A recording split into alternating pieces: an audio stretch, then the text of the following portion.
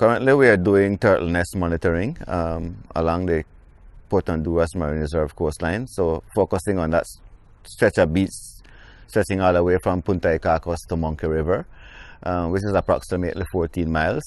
On this day, today we are actually focusing mainly on the Punta Y Cacos area, so it's roughly about, I would say, 3 miles of beaches that we are covering. And what we are finding is that currently the nests are now hatching.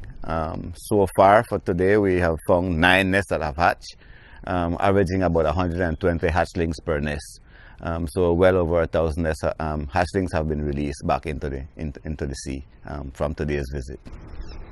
Why is it necessary to do monitoring? These turtles are actually considered threatened or endangered. And so for us to be able to maintain healthy population, we have to do monitoring to see how actually they are doing. One of the most threatened is the hawksbill turtle, which are the ones that we are currently finding the nests here along this beach. So far we have come across about 47 nests for this 2021 nesting season, and all have been hawksbill. So it's looking like it's mainly hawksbill that are nesting here within the Port Honduras Marine Reserve. So this is actually our second year that me and my crew have been doing it, and we are seeing from last year to this year, we are seeing hatching happening earlier this year than they did last year. We didn't see hatching last year until late November, October, November, and now we are seeing hatching starting late August, early September. So they're a little earlier this year than they were in terms of the hatching last year.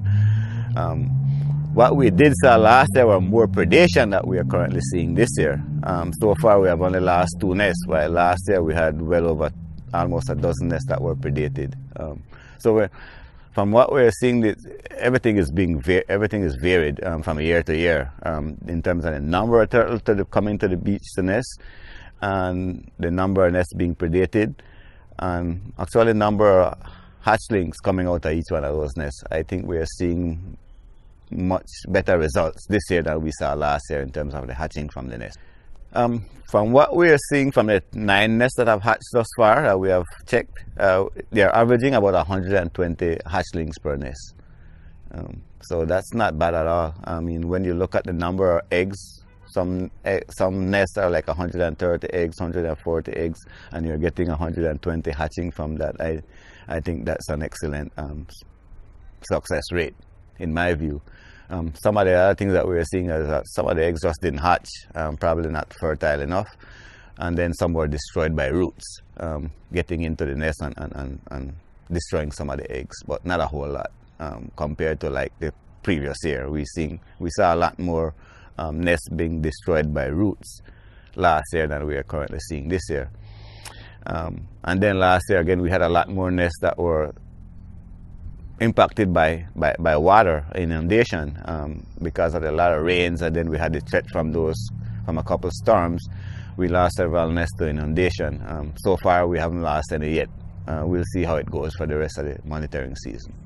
Well, sea turtle in general across the globe are considered endangered species, and a lot of that has to do with, I think has to do with overfishing.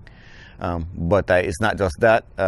From what we're seeing, we know that currently erosion of nesting beaches and those kind of things are actually contributing to the decline. So losing that nesting habitat is going to be crucial. So managing these beaches and ensuring that these beaches remain healthy enough for nesting is going to be crucial for the survival of sea turtles into the future.